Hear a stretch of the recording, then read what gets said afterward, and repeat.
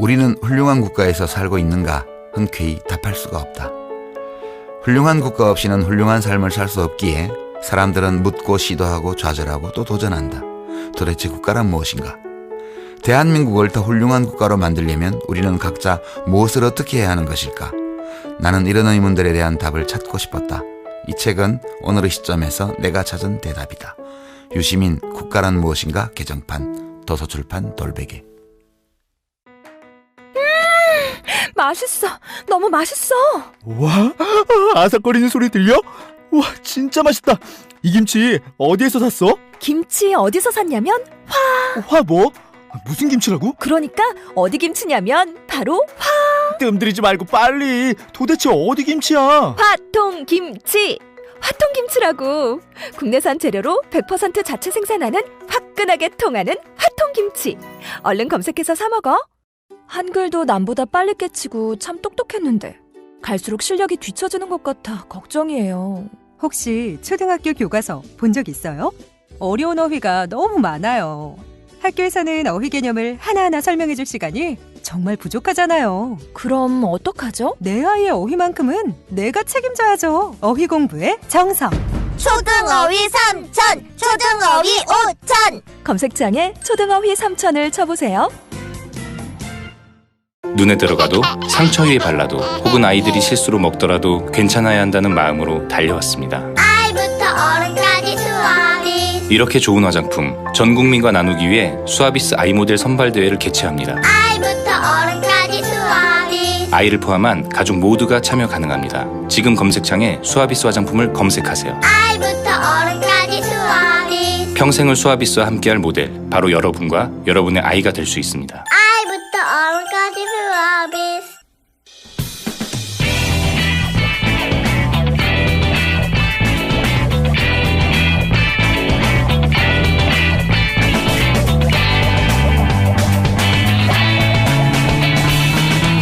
김어준의 뉴스공장. 네, 2부에 이어서 날로 과격해지고 있는 친박단체의 발언, 행동에 대해서 국회 안행 소속 더불어민주당 표창원 의원 전화 연결해 이야기 나누고 있습니다. 의원님. 네. 오늘 인터뷰가 굉장히 힘이 좀 없으십니다. 네, 아침이라서 그런 것 같습니다. 네, 굉장히 발언도 조심스럽고. 예. 조심스러운 이유는 제가 짐작이 갑니다만. 자, 네. 이 질문을 꼭 해보려고 제가 다시 연결한 건데, 이 배우가 있는 거 아닙니까? 이런 정도의 조직적인 행동과 발언과 뭐 가짜 뉴스와 반대 집회의 발언들 이게 그냥 산발적인 거라고 보십니까? 배후가 있죠. 조직적이고요. 우선은 그 모임에 사용되고 있는 도구 장비라든지 가짜뉴스 이 모든 부분들이 상당한 돈이 들어가고요. 그 돈의 출처는 그동안 저희들이 많이 지적을 했지만 정경련이라든지 이미 그 관변단체에 수십억 원이 지급된 사실 이 부분은 밝혀냈고요. 그 돈이 지금도 사용되고 있는 것인지는 아직 모르고 있지만요. 예. 그리고 나오는 이야기들도 상당히 통일돼 있는 그 구호성 이야기들이 공유되고 있거든요. 예. 거기에다가 지금 자유총연맹 문제도 오늘 안행에서 아마 다룰 건데요. 자유총연맹도 그 집회 동원 지시를 내린 공문이 발견이 됐죠. 그래서 그러한 부분들이 각자의 어떤 조직성 내지는 배후로서 역할들이 산발적으로는 확인되는데 그 모든 것의 총배후 그 뒤에서 설계하고 조직하는 누군가가 있느냐 이건 아직 확인은 되지 않고 있습니다. 짐작은 어떻게 하십니까? 짐작은 여러 가지 설이 있죠. 그 전에 청와대가 기능을 바로 할 때, 지금도 그런지 모르겠지만, 에는 청와대 내에, 온라인 등, 여론 조작을 담당하는 사람과 부서가 있었고요. 최순실과도 연결된 부분이 확인이 됐죠. 네네네. 그리고 국정원도 그러한 역할을 지난 대선 때 했었고, 여전히 하고 있지 않느냐라는 의심을 받고 있는 조직 중에 하나고요. 그리고, 정윤회라든지, 이러한 최순실과 연결될 수 있고, 박근혜 대통령을, 옹호 비호하는 그런 그 브레인 참모 역할을 했던 사람들, 이 사람들의 조직이 가동되고 있는 것 아닌가, 그런 의문과 의혹들은 여전히 있는 상태이죠. 알겠습니다. 그 부분도 앞으로 좀 더 조사를 해주시고요. 특히 그 네네. 경찰청장 오늘 보시면 단호하게 대처해달라고 꼭 요청해 주시고 결과도 알겠습니다. 저희하고 인터뷰 한번 해주시고요. 네네. 마지막으로 한 가지만 더 짚어보자면 표창 의원님이 최근에 그 SNS 활동이 뜸하시다가 갑자기 이 개헌에 대해서 한마디 하셨어요. 예. 네. 최근에 이제 자유한국당, 국민의당, 바른정당 네. 3당이 개헌 추진에 굉장히 적극적으로 나서고 있는데 이 대목에 대해서 비판을 하신 이유가 뭔가요? 우선 국민들의 뜻에 반하기 때문이고요. 또 응급하기 때문이고요. 저는 좀 어떻게 비유가 적절할지 모르겠지만 어떻게 느끼냐면 119 그 긴급 출동 차량이 막 달려야 되는데 그 앞에 어떤 차가 가로막고 나는 지금 중요한 내 일이 있어라고 하는 것과 같은 느낌을 받았어요. 지금 국민들께서는 탄핵과 특검 수사로 진상 규명이 이루어져서 확실하게 국정농단의 뿌리를 뽑자라는 것인데 거기에 갑자기 개헌 얘기를 들고 나와서 그 물타기를 하고요. 그 다음에 자신들의 이익이죠. 정치적인 이익을 추구하는 모습. 여기에 덧붙여 그 주도 세력이 이 모든 국정농단의 주범과 공범들이라고 할 수 있는 그런 집권 여당, 새누리당, 그 자유한국당이라는 것. 이 부분이 저는 도저히 받아들일 수 없기 때문에 여기에 대해서 좀 목소리를 높였습니다. 그런데 이제 민주당 내에서도 30명 이상의 이제 개헌이 시급하다고 생각하는 분들이 있지 않습니까? 그분들도 여기에 동참하는 걸로 이런 움직임에 알려져 있는데. 네, 뭐 정당이나 소속을 불문하고 현재의 그런 지금 그 대선 전 개헌을 하자라고 하는 것은 현실성도 없거니와 국민들의 이런 그 탄핵과 과연 탄핵이 될 것인가, 특검 수사가 제대로 좀 연장이 될 수 있나, 과연 여기서 말 것은 아닌가, 다시 또 그 반동이 일어나는 것은 아닌가, 이런 우려와 긴장, 불안을 갖고 계신 국민들께 절대로 예의가 아니거든요. 그런 짓을 해서는 안 됩니다. 그렇기 때문에 뭐 당이건 소속이건 뭐 친소관계 모든 걸 다 떠나서 지금 당장 그 논의는 중단하고요. 국회 내에서 개헌에 대한 연구하는 건 좋습니다. 언제든 해야 할 것이고 한다면 제대로 해야 될 테니까요. 근데 지금 무리하게 갑자기 대선 전 개헌을 해야 한다는 그런 목리를 들고 나와서 국민들께 불안을 끼쳐드리는 것은 절대로 정치인이 해서는 안 될 일이라고 저는 생각을 합니다. 알겠습니다. 이 부분은 민주당 내에서 또 다른 정당 내에서 개헌이 대선 전에 꼭 필요하다고 주장하시는 분들도 있으니까 그때 한번 연결해 보겠는데, 의원님은 이제 어쨌든 지금 정부에서 개헌 얘기를 하는 건 말이 안 된다고 이제 문제 제기를 하신 거고요. 예. 네, 그렇습니다. 네. 마지막 질문인데 특검 연장을 안 해줄 것 같은데 그런 민주당이 남아있는 카드가 있나요? 특검 연장을 안 해주면 결과적으로 이제 검찰 특별수사본부로 넘어갈 수밖에 없고요, 현실적으로요. 예.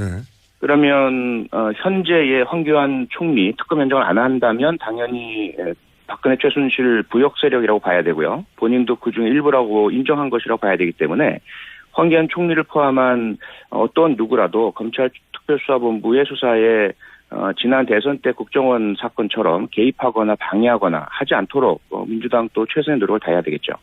알겠습니다. 오늘 여기까지 듣겠습니다. 감사합니다. 네, 고맙습니다. 네, 지금까지 더불어민주당의 표창원 의원이었습니다.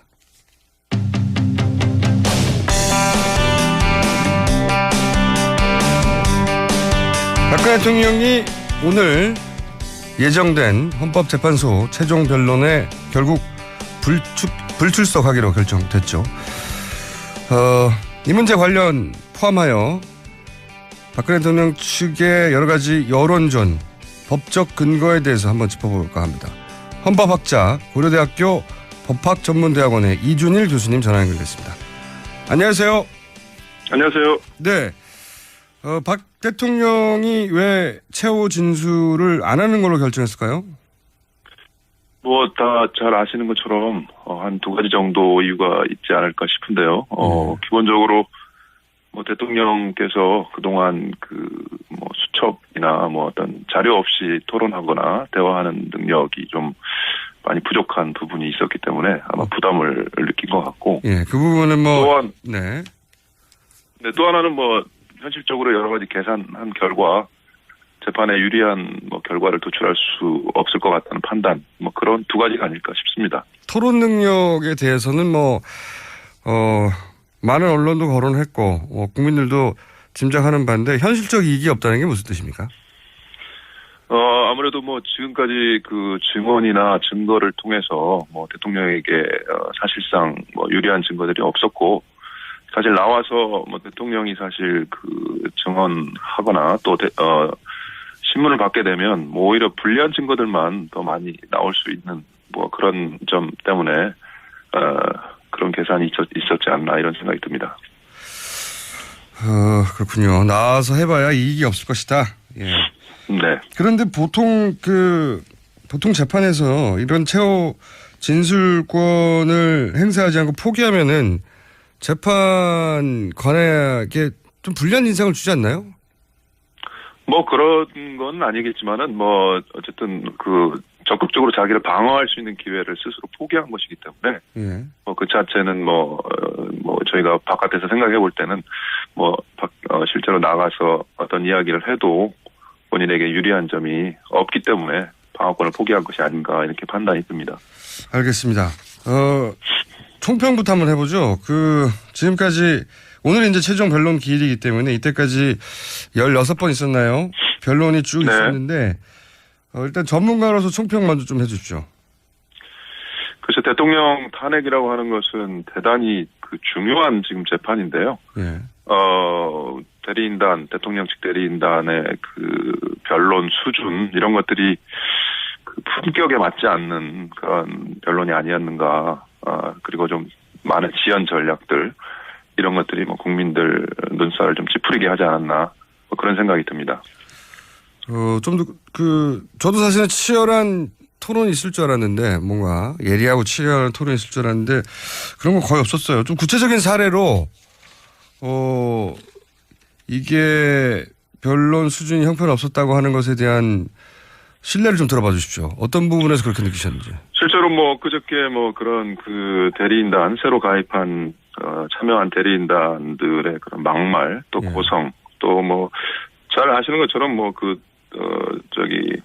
태극기 집회에 참석하시는 변호사님 태극기를 어깨에 걸치고 또 이런 퍼포먼스 이런 것들 사실 말하려고 치면 너무 많아서요. 사실 무더기 증인 신청 재판관들이 연세 드신 분인데 젊은 재판관들에 대한 고압적인 자세 이런 것들 보면은 이게 과연 한 국가의 국가 원수의 탄핵을 놓고 심판하는 그런 자리인지 좀 일반인의 입장에서도 대단히 좀 불편하지 않았을까 이런 생각이 듭니다. 실제 재판정에서 일반 재판정에서도 있을 수 없는 일이라고 하긴 하는데 헌재 재판정에서 피고 측의 변호인단이 재판관을 향해서 고함을 지르거나 이런 전례는 없죠. 많지 않죠. 그거는 본인들한테 불리한 그런 상황을 초래하는 것이기 때문에 결국 있을 수 없는 일이고, 그리고 헌재 재판도 결국은 일반 법원 재판에 관련된 법 조항들을 인용할 수 있도록 되어 있는데요. 법원조직법에 따르면은 이 재판의 어떤 존엄, 질서를 해치는 경우에는 입정을 금지시키거나 또 퇴정 명령할 수 있고요. 심지어 이제 30일 감치까지도 할 수 있고, 또 이건 사실 형사범이 될 수도 있거든요. 법정 모욕죄에 해당할 수 있기 때문에. 형사처벌도 가능합니까?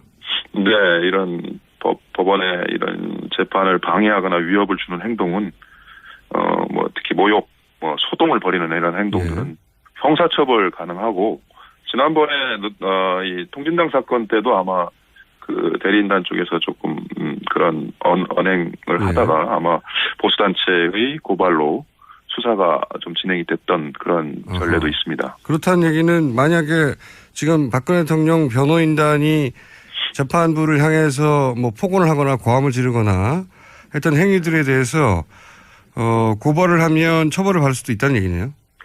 그렇죠. 수사가 진행이 되고 만약에 범죄 혐의가 있다라고 검찰이 판단을 하면 기소까지도 가능하겠죠. 네. 관련 규정이 어떻게 되는 겁니까? 좀 구체적으로 말씀해 주시면. 형사형법 138조에 법정 모욕죄라고 되어 있습니다. 이게 이제 법정뿐만 아니라 사실 이제 국회 회의도 포함이 되어 있고요.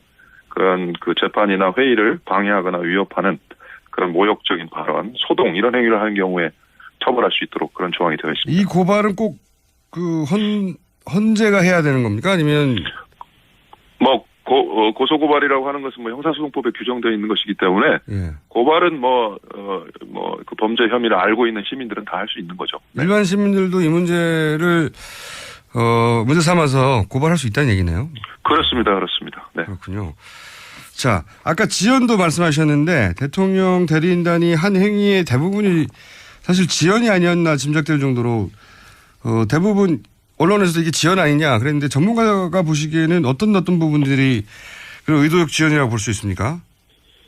네, 일단 초반부터 증인 채택을 무리하게 요구했고 그 증인들 가운데 보면은 중복된 그런 증인들 또 불필요한 증인들 심지어는 본인들한테 불리한 증인들까지 이렇게 무리하게 채택을 요구를 했고 그다음 후반부에 와서는 계속 그 재판부의 중립성 문제, 공정성 문제를 또 제기하면서 심지어 강일원 주심재판관에 대한 기피 신청까지 하는 것, 재판부 스스로 그게 결국은 재판 지연 전략이라고 또 판단을 내렸기 때문에 그런 부분들. 지금 그 마지막에 와서는 계속 재판을 이렇게 빨리 결정하면은 우리 나중에 불복하겠다라고 하는 거 계속 그런 위협적인 발언들도 사실 지연 전략인 것 같고 또 지금 재판관 숫자를 빨리 9명으로 채워서 재판하라 이런 것들.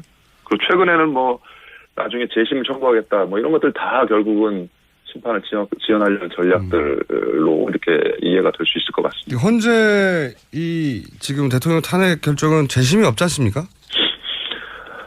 재심에 관한 규정은 헌법재판소법에 없습니다. 명문의 규정이 없기 때문에 그동안 이제 헌재가 할 수 있는 5가지 심판 그 절차마다 각각 그 재심 사유 재심을 허용할 수 있는지를 각각 판단해 왔습니다. 그래서 헌법 소원이라든지 지난번에 통진당 사건에도 재심이 청구됐었는데 재심은 허용될 수 있다라고 판단을 했고요. 재심이 정해져 있지는 않지만 헌재가 판단하면 할 수도 있는 거군요. 네, 재심을 허용할 수는 있는데 다만 이제 그러나 재심에 필요한 그 요건, 다른 법에 민사소송법이나 형사소송법에 재심이 있으니까 거기에 이제 해당하는지를 판단해서 적법 여부를 가르는데요. 지난번 통진당 사건 재심 같은 경우에도 결국 이제 각하가 됐습니다. 그리고 지금 이 대통령 대리인단 쪽에서 주장하는 이 재심 요건을 보면은 그 민사소송법을 인용해서 아마 이 재심이 가능하다라고 보지만 이거는 사실 헌재 재판이라고 하는 것은 기본적으로 7명이 되면 심리가 가능하기 때문에 그런 요건에 해당하지 않아서 재심을 한다고 하더라도 사실상 각하되지 않을까 그렇게 예상이 됩니다. 그러니까 지금 박근혜 대통령 측에서는 원래 9인이어야 하는데 8인 체제이기 때문에 이것은 위헌이고 재심이다 이렇게 주장하는데 그것은 근거가 없다는 말씀이신 거죠? 그렇습니다. 심리는 7명이면 충분하고요. 그동안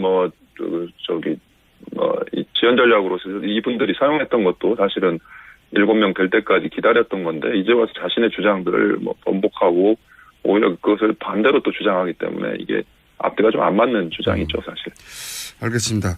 그리고 최근에 이제 갑자기 논란이 되고 있는 게 뭐냐면 대법원에서 이정미 재판관 후임은 대법원 몫인데 대법원에서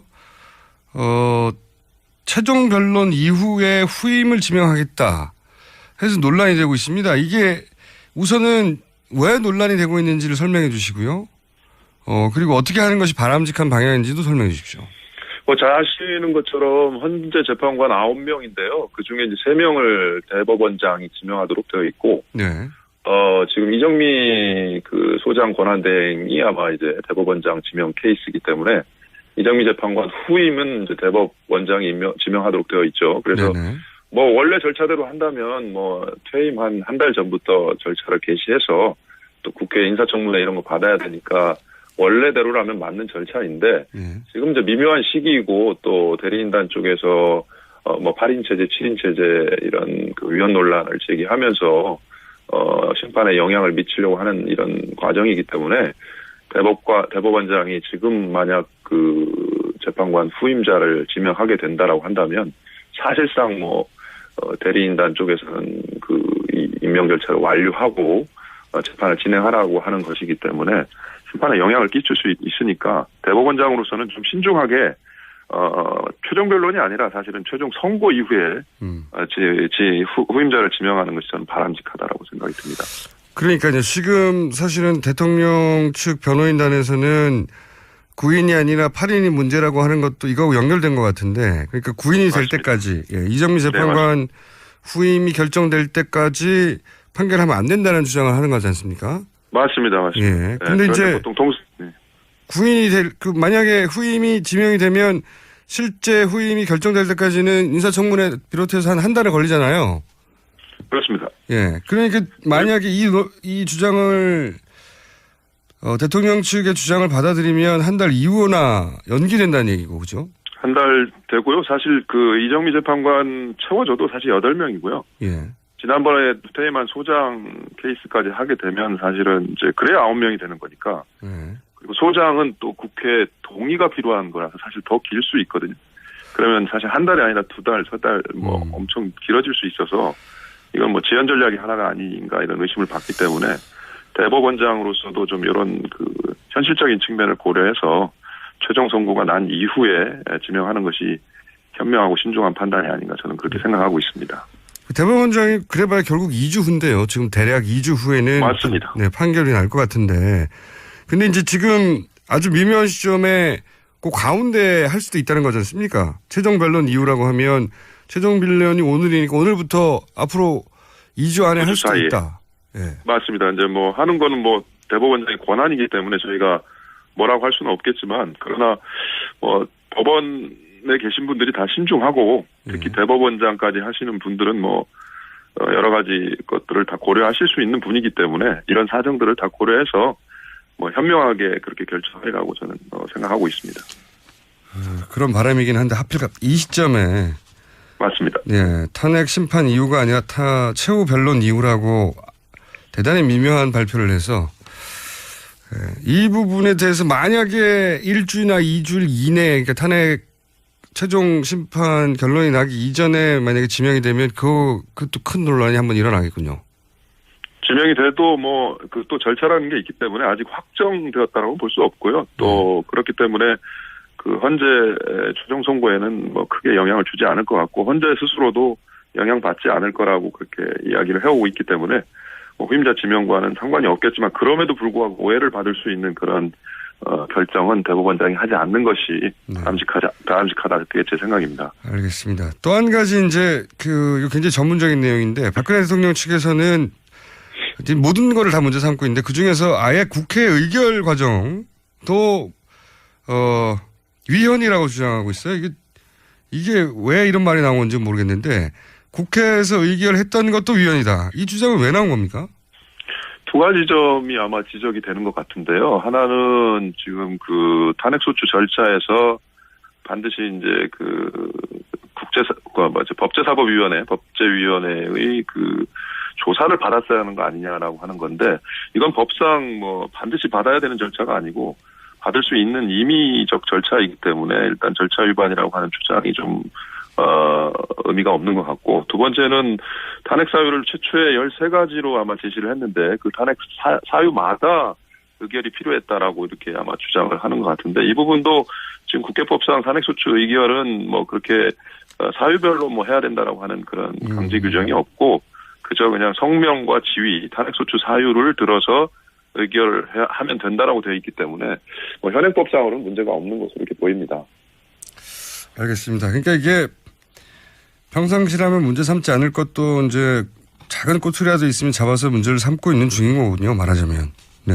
그렇죠. 저 지난번 노무현 대통령 탄핵 사건에서도 이게 절차 문제가 제기가 됐었는데 사실상 헌재가 이 문제를 잘 정리했고 사실 이 사건에서도 이미 뭐 다 정리가 된 사안이라서 다시 이런 절차 문제를 제기한다라고 하는 것은 아까 말씀드렸던 그런 지연 전략 중에 하나로 저희가 판단을 해야 되지 않을까 이런 생각이 듭니다. 알겠습니다.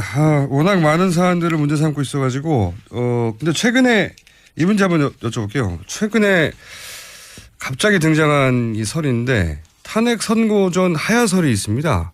네.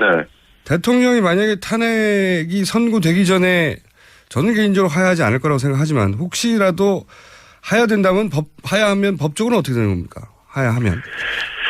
그래서 이 탄핵소추 관련해서는 이제 다 국회법에 지금 규정이 되어 있는데요. 아까 말씀드렸던 그런 관련된 조항에서 이 탄핵소추 의결이 된 후에 즉 탄핵 심판이 진행 중에는 이 사직서를 제출할 수 없도록 되어 있는 그런 조항이 있는데요.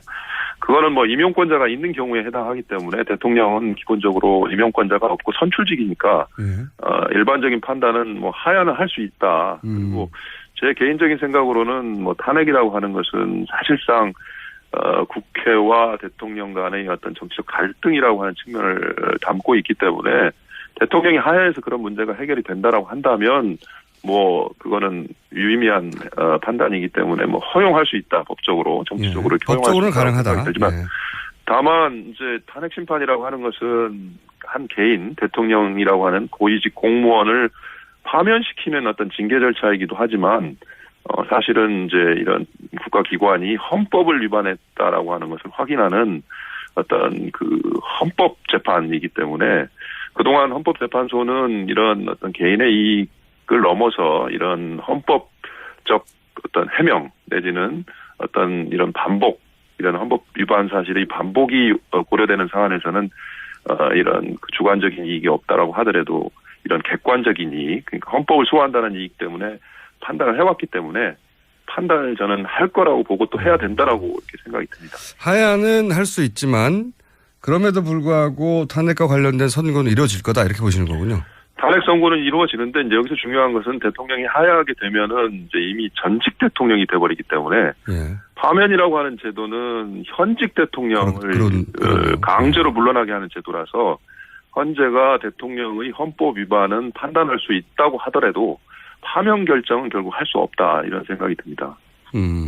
판단은 하지만 파면으로 될 수는 없다. 이게 굉장히 복잡하네요. 예. 다만 이제 국민들이 걱정하시는 것은 그러면 탄핵 선고를 받았을 때 받는 대통령의 불이익이 다 사라지는 거 아닌가라고 하는 것이거든요. 네네. 근데 지금 전직 대통령의 예우에 관한 법률에 보면 대통령은 금고 이상의 형벌을 받게 되면 탄핵과 똑같은 효과가 발생하기 때문에 이제 계속 수사를 해서 기소를 한 뒤에 유죄 판결을 받아내면 사실상 탄핵을 받은 것과 대단히 유사한 효과를 거둘 수 있기 때문에 너무 그 부분을 걱정하실 필요는 없다는 생각이 듭니다. 정리하면 하야는 법적으로 할 수 있고 하지만 이미 맞습니다. 전직이 되기 때문에 선고를 하더라도 탄핵 인용이나 또는 기각 결정이 아니라 다른 형태가 될 것 같고 그럼에도 불구하고 수사가 계속돼서 혐의가 입증되면 대통령이 전직 대통령이 누릴 수 있는 예우들은 잃게 될 것이다. 금고 이상의 형벌을 받는 경우입니다. 네, 알겠습니다. 오늘 여기까지 하겠습니다. 감사합니다. 네, 고맙습니다. 네, 지금까지 헌법학자 고려대 법학전문대학원의 이준일 교수님이었습니다. 똥은 싸고 다니냐? 미치도록 싸고 싶다. 빅동의 추억. 미국 장사랑. 구렁이 똥 이뻤다. 장이 살아야 내 몸이 산다. 혈중 콜레스테롤 개선과 배변 활동에 도움을 주는 건강기능식품입니다. 빅동의 추억. 미궁 장사랑. 지금 검색창에 미궁 장사랑을 검색하세요. 이건 제가 써보니까 효과가 있는 것 같아요. 미 항공우주국 나사에서 우주인들의 비상식량으로 쓴다는 남미 최고의 완전식품 마카 플러스 한국에서 가장 비싸고 귀한 식품이라는 산삼 플러스 거기에 한국인이 좋아하는 녹용까지 일단 이 세 가지를 모두 넣은 제품이 나온 거니까 마카 산삼 녹용 대박 좋은 건 다 있네. 031-323-2559 영한네이처 yhnaturi.com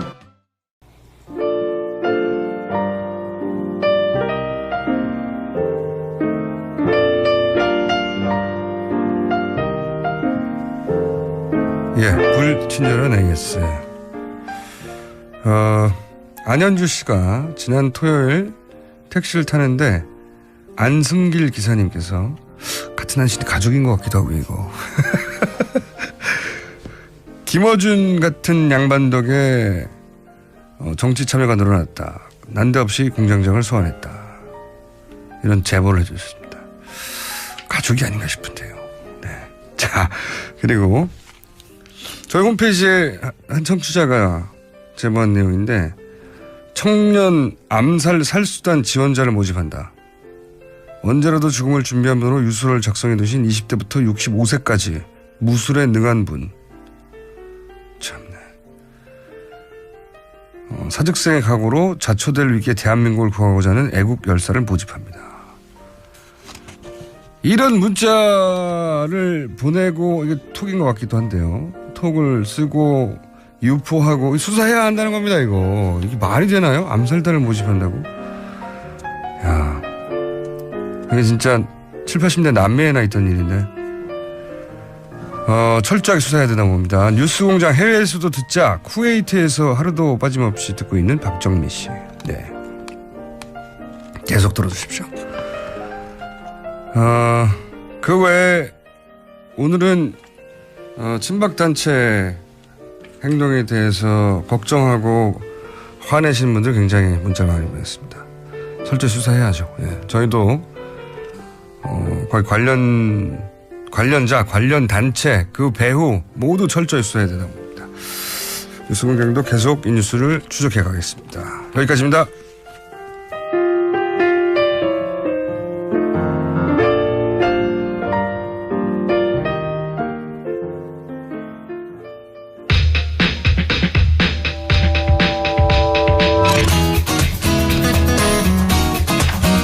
르몽드 디플로마티크의 편집장이었다가 편집위원이 된 사단법인 인문결 연구소 소장 임상훈 씨 나오셨습니다. 안녕하십니까? 네, 안녕하십니까? 네, 괜찮습니까? 르몽드 디플로마티크. 예, 점점 나아지시네요. 오늘 전반적으로 주제가 좀 무거웠거든요. 네, 그러네요. 네, 월요일 날 아무래도 지난 주말 그리고 헌재 이런 스트레스 받는 뉴스에 대해서 해설을 하다 보니까 뉴스가 좀 무거웠어요. 네. 표정도 많이 어두우신 것 같아요. 원래 표정은 어둡고요, 제가. 자, 이 마지막 순서라도. 네. 뭔가 이렇게 밝으면 좀, 좋겠는데. 네. 아니에요? 밝지 않아요? 네. 오늘 뭐. 안 밝아도 밝은 목소리로 전하죠. 네. 뭐 제 얼굴이 밝으니까 보이시지는 않겠지만 뭐 결국 내용은 그리 밝은 내용은 아닙니다. 비슷한 내용인데 가짜 뉴스 요즘에 얘기 많이 나오지 않습니까? 네. 그 관련해서 이야기를 좀 하려고 합니다. 가짜 뉴스. 네. 근데 먼저 그러니까 시작하기 앞서서 관련이 됩니다만은 그러니까 지지난주 토요일이네요.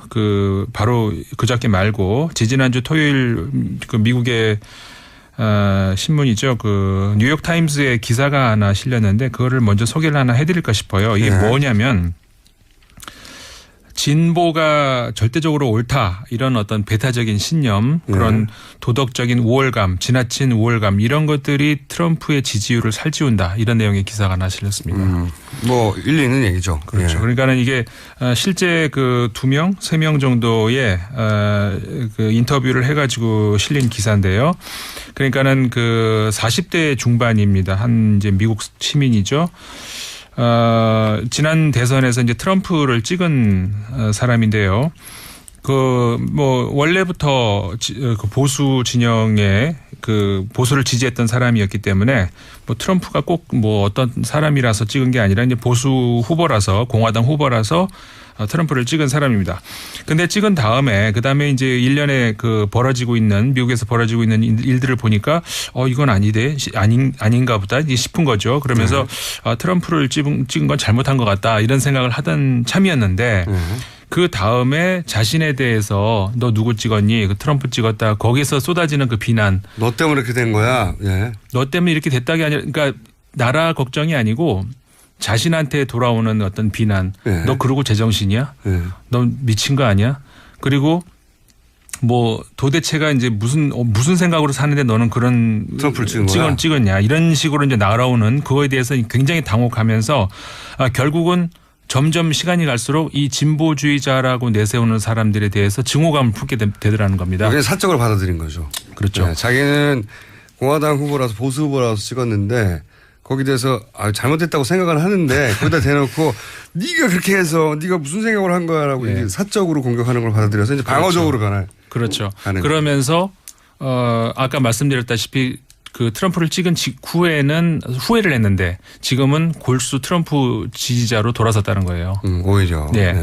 그런 예가 지금 그 아까도 말씀드렸다시피 3명 정도를 지금 인터뷰를 해서 찾아냈는데 그러니까는 또 다른 한 명의 경우 그 사람은 30대입니다. 30대 중반인데 아마도 그 미혼인 것 같죠. 여자를 못 만나겠다는 거예요.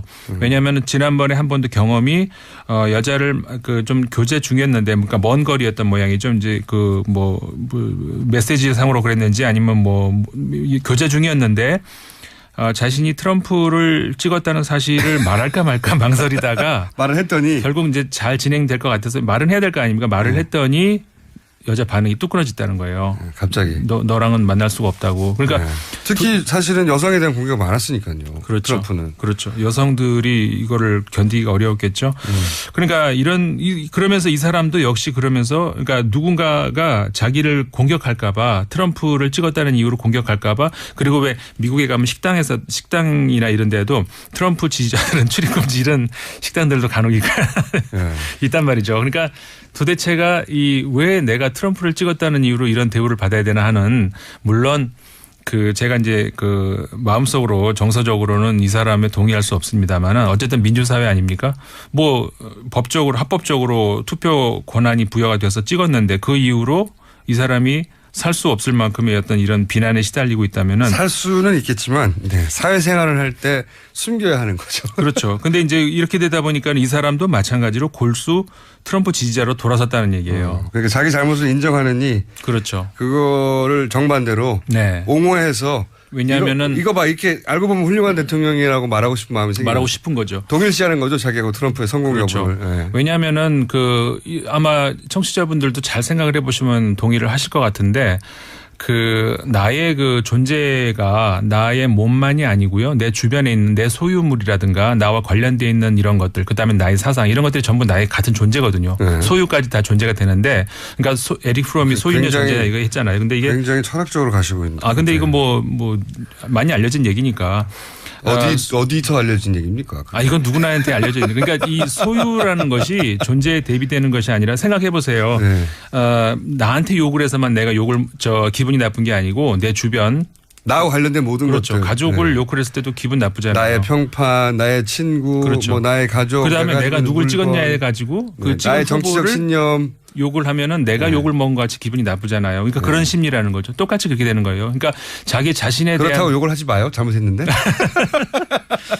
그러니까 제 말은 지나치게 이렇게 몰아붙였을 때 전략적으로 별로 이렇게 도움이 될 게 없다는 그런 말씀을 드리고 그런 정도의 분석인 거죠.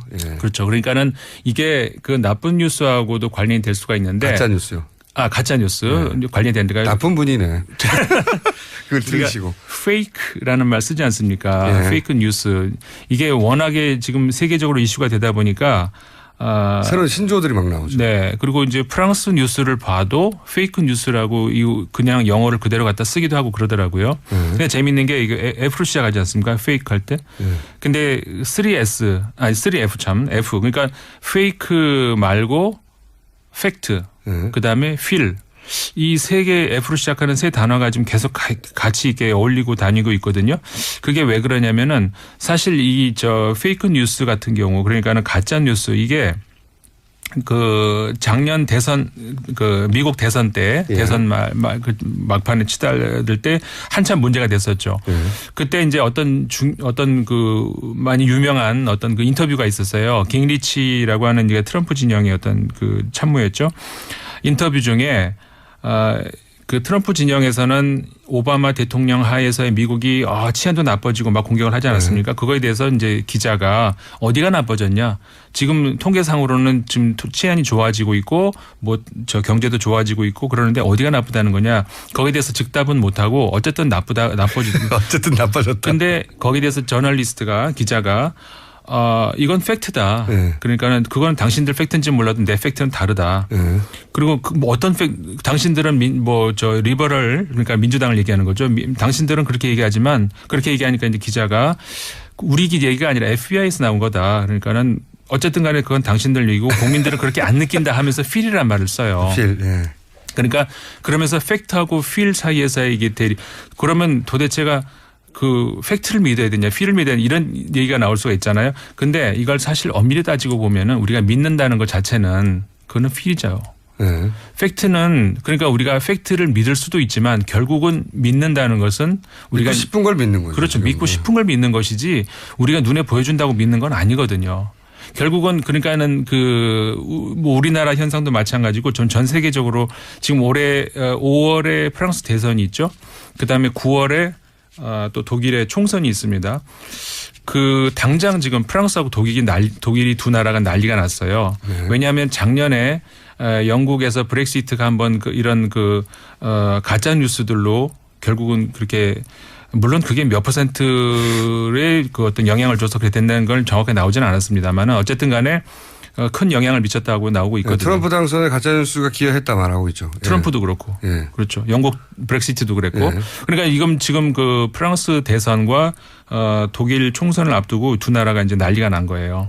프랑스 같은 경우도 이번 그 대선에서 나쁜 뉴스가 충분히 영향을 미칠 수 있다 이런. 프랑스는 나쁜 뉴스라고 그럽니까? 계속 나쁜 뉴스라고. 제가 그렇게 계속 말합니까? 네. 가짜 뉴스 죄송합니다. 나쁜 분이네.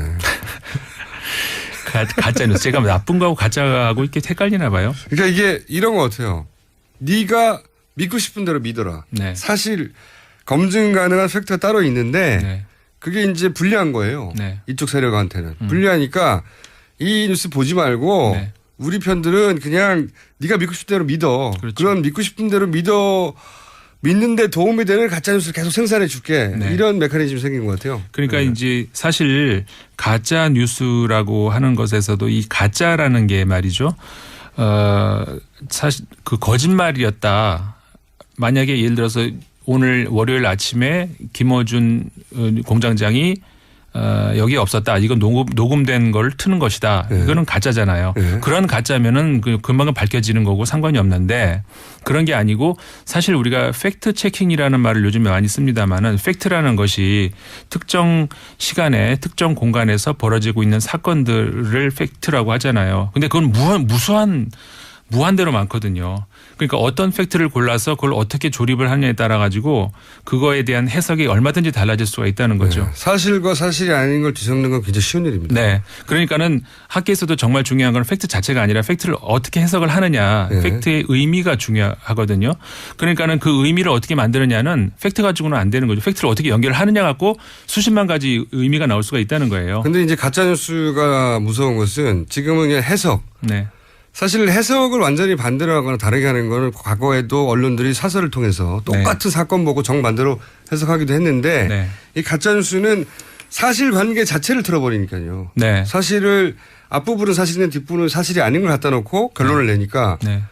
이게 해석만의 문제가 아니라 해석에 사용되는 사실관계를 망가뜨린다는 의미에서 이거 그 재료도 예. 그렇죠. 그렇게 될 수 있는 거죠. 이게 범죄죠. 그렇죠. 그래서 이게 전 세계적으로 문제가 되고 있습니다만은 우리나라도 이제 어쨌든 간에 아무리 미뤄져도 올해 안에 대선이 있잖아요. 대선을 앞두고 이게 지금 굉장히 심각한 문제가 될 수가 있는데 이게 그 기술상으로도 과거에는 우리가 정보를 준다라고 하면은 그냥 우리가 흔히 알려져 있는 그 중앙 언론사에서 주로 이렇게 받았잖아요. 그러니까 네. 언론 신문에서 보면은 이게 사실관계가 확정이 된 거고 다른 데서는 뭐 들어올 데가 없죠. 근데 지금은 그렇지가 않잖아요. 이게 결국은 정보의 민주화의 어떤 그 뭐라고 할까요? 그 나쁜 어떤 한 측면이 될 수가 있는 거죠. 근데 이거를 과연 우리가 겁내야 되는가. 사실 이게 20세기 초에 대중문화가 막 이렇게 보급되기 시작할 때하고도 굉장히 우리가 비교를 해볼 수가 있거든요. 그때도 이게 그 예술가들만 할 수 있을 줄 알았던 이런 것들이 복제가 되고 아무나 네. 하게 되고 이런 거에 대해서 굉장히 많이 우려를 하고 그랬는데 그랬을 때 이제 두 양쪽의 어떤 그 논쟁이 있었던 것이 아도르노하고 벤야민 사이에서의 논쟁이 이제 유명한 게 그건데 결국은 이게 정화가 되고 그 민중은 정화 능력을 충분히 가지고 있다 이런 이제 주장을 했던 사람이 벤야민인데 그렇게 되지 않았습니까? 근데 저는 사례가 다르다고 저는 생각하는 게 개인적으로는 네.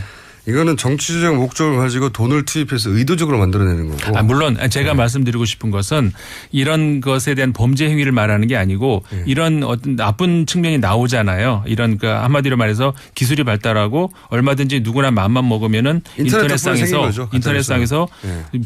아주 뭐 아무나 만들 수가 있는 거잖아요. 어쨌든 간에 허락을 안 받고 하더라도 그렇기 때문에 이런 그 부작용 이거에 대해서 이제 말씀을 드리고 싶은 건데 이제 범죄 행위 자체는 당연히 안 되죠. 근데 이제 그런 행위에 대해서 이걸 어떻게 우리가 이제 용납을 할 수 있을 것인가 그 측면을 말씀드리는 가짜 뉴스를 용납하자고요? 아니 그게 아니라 자꾸 아까부터 이제 그쪽으로 몰고 가시네. 30초밖에 안 남았으니까 핵심을 정리해 주세요. 그래서 우리가 이제 그런 것들이 지금 뭐 난무하고 있지만 아까 초반에 말씀드렸던 것처럼 전략적으로 지나치게 그 한쪽으로 구석으로 몰아갔을 때 더 이런 것들이 이제 심하게 된다 이런 말씀 드리고 싶은 오히려 거고요. 반동이 있을 수 있다. 네. 동의하지 않고요. 저는 가짜를 해야 된다. 그러니까 소위 이제 예술이 복제되는 것과는 다르게 가짜 뉴스는 의도적으로 만들어낸 범죄 행위이기 때문에 전 철저히 처단해야 된다. 저는 아까 그 얘기 하려는 게 아니었는데 좀 오해를 하신 것 같은데 아무튼 뭐 그렇습니다. 이 문제는 다음 주에 한 번 더 얘기하죠. 그렇죠.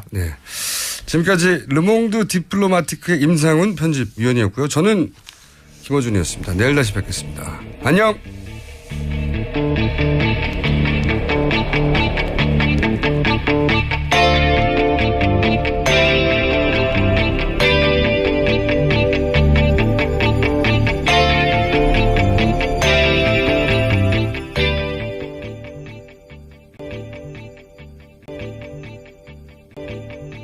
언론사가 아닌데 사실이 아닌 것을 유포하는 이 가짜뉴스의 발행지들이 어렵지 않게 찾을 수가 있어요. 사무실이라든가. 여기에 대한 수사는 왜 없는 거죠? 그 부분 역시 같은 맥락이라고 봅니다. 우선